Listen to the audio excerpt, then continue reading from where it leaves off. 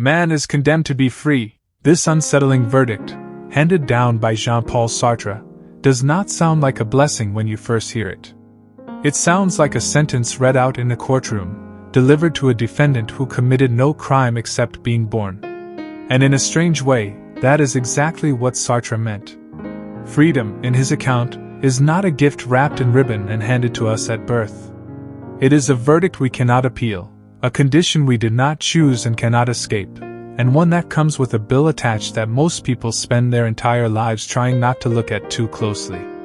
There is a question that hides behind almost every important decision a person ever makes, though it rarely announces itself directly. It surfaces in the quiet after a promotion is turned down, in the silence following a relationship ended for no reason anyone else can quite understand, in the strange hollow feeling that sometimes follows getting exactly what you thought you wanted. The question is simple to ask and almost impossible to answer honestly.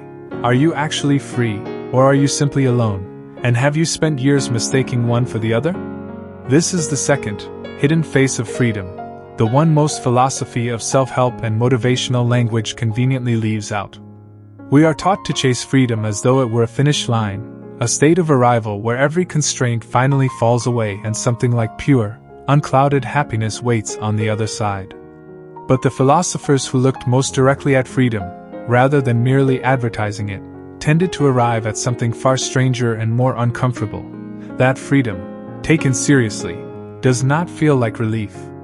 It feels like standing alone in an empty room with every door unlocked, and slowly realizing that no one, including yourself, is going to tell you which one to walk through.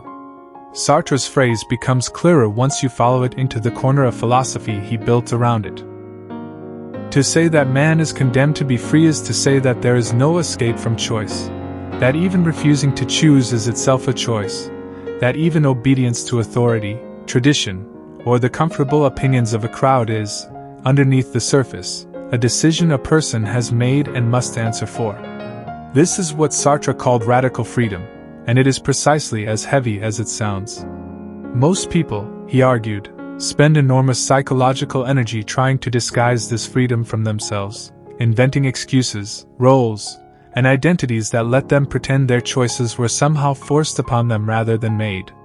Sartre gave this disguise a name: bad faith, the quiet, constant self-deception by which a person convinces himself that he is simply playing a role, the dutiful employee, the loyal spouse, the good citizen, rather than freely choosing, moment by moment, to remain inside that role. The waiter who moves with slightly too much precision, slightly too much devotion to the part of waiter, is not merely serving tables, Sartre observed. He is hiding from the unbearable freedom to simply stop, to walk away from the tray in his hands, to become something else entirely. Most of us, in one costume or another, are performing the same quiet disappearing act, all day, every day, without ever admitting to ourselves that the costume was optional. This raises the deep inner conflict at the center of this labyrinth, the conflict between the terrifying openness of true freedom and the desperate human need for structure, belonging, and certainty. Erich Fromm, writing in the shadow of a century that had just watched millions of free citizens hand their freedom willingly to totalitarian movements, gave this conflict its most chilling name: the escape from freedom. Fromm's argument, built from watching entire societies choose submission over liberty, was that freedom, once achieved, produces an anxiety so acute that many people will do almost anything to be rid of it, including surrendering it to a leader, an ideology, or a crowd that promises, in exchange, the warm relief of no longer having to decide anything for themselves. This is the first crack in the comforting story we like to tell about freedom, that people naturally want it, chase it, and flourish once they have it. Fromm's research into the psychology of his era suggested something closer to the opposite, that freedom, particularly the modern kind that severs a person from the old certainties of family, faith, and fixed social role, creates a specific and measurable form of loneliness, one so uncomfortable that many people will trade it away at the first opportunity for something that feels, falsely, like belonging. Kierkegaard had already diagnosed this discomfort a century earlier, though in a very different register. He described the particular feeling that arises when a person stands at the edge of genuine choice, not the trivial choice between two flavors of the same thing, but the vertiginous choice that could actually reshape a life, as a kind of dizziness, what he called the anxiety of freedom. Standing at that edge, Kierkegaard wrote, a person becomes aware simultaneously of everything he could become, and this awareness itself is nearly unbearable, precisely because none of those possibilities can be chosen without permanently closing off all the others.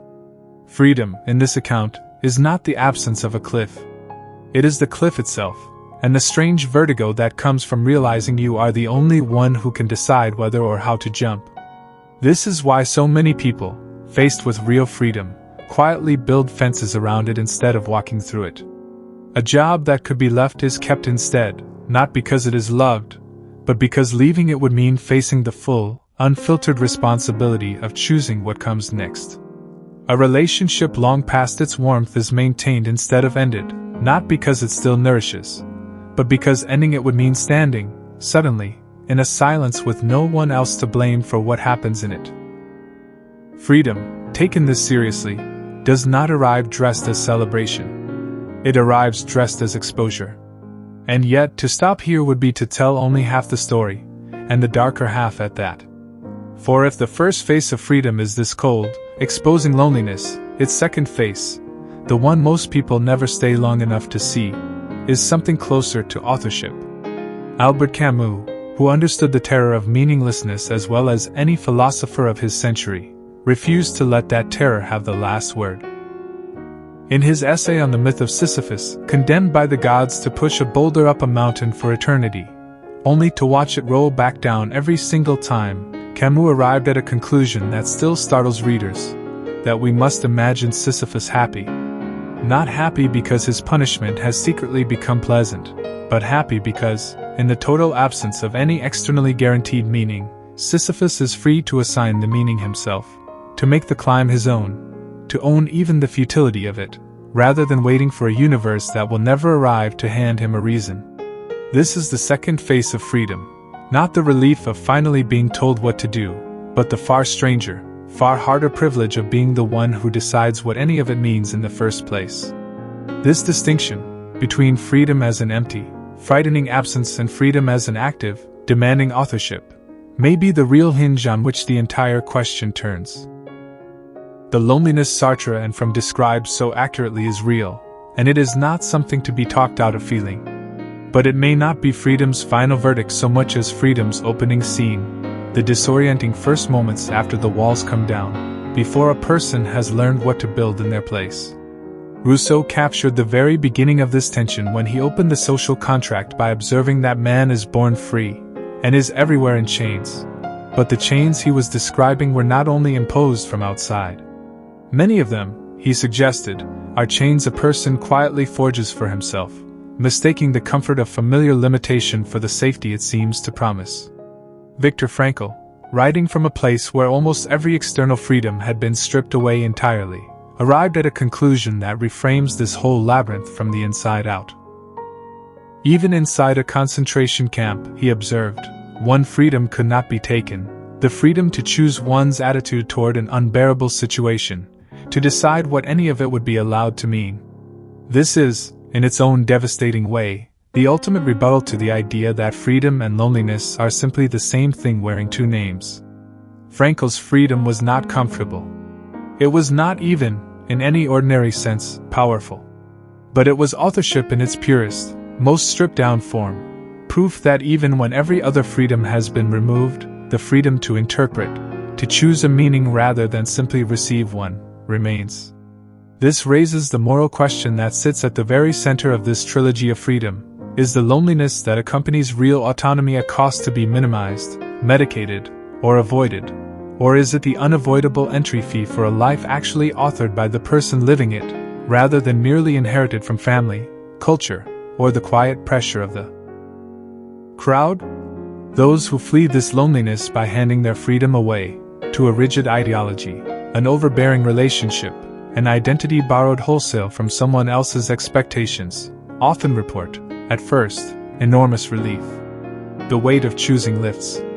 But Fromm's warning remains. That relief has historically been the opening move of some of the most destructive submissions in human history, individual and collective alike. And those who remain inside the loneliness, who refuse to trade the vertigo of freedom for the false comfort of an inherited script, often describe something that sounds, at first, very much like grief.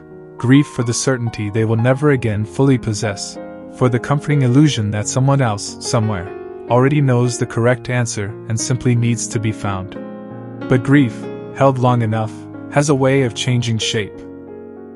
What begins as mourning for lost certainty can slowly become something closer to ownership. The recognition that an answer built by hand, however imperfect, belongs to its builder in a way that an inherited answer never quite can. Perhaps this is the real distinction hiding inside the question this essay opened with. To ask, "Are you free or simply lonely?" may be to ask the wrong question, or at least an incomplete one, because the honest answer, for almost anyone who has taken freedom seriously even once, is very often both at the same time. The loneliness does not disappear once a person claims his freedom. It simply changes character, from the passive loneliness of drifting without a map to the active, chosen solitude of someone who has decided to draw one, however uncertain the lines, however many times it must be redrawn. In conclusion, the other face of freedom is not the bright, effortless liberation the word usually promises in advertisements and motivational speeches. It is closer to what Sartre meant by his verdict, a condition we did not request and cannot return, one that strips away the comfortable excuse that our lives are simply happening to us, and replaces it with the far heavier, far more honest fact that we are, each of us, quietly and continuously authoring what our lives will mean. That authorship is lonely work. No one else can do it for you, and no one else can fully understand, from the outside, the particular shape of the choices it demands. Perhaps the deepest lesson hidden inside this labyrinth is that the loneliness so many people fear as freedom's cost is not actually separate from freedom at all. It is freedom's own shadow, cast by the very light that makes genuine choice possible in the first place. The question, then, was never really whether you are free or lonely. It is whether you are willing to stop mistaking the shadow for the enemy, and start recognizing it as proof that, for better or worse, the life taking shape in front of you is finally, unmistakably your own.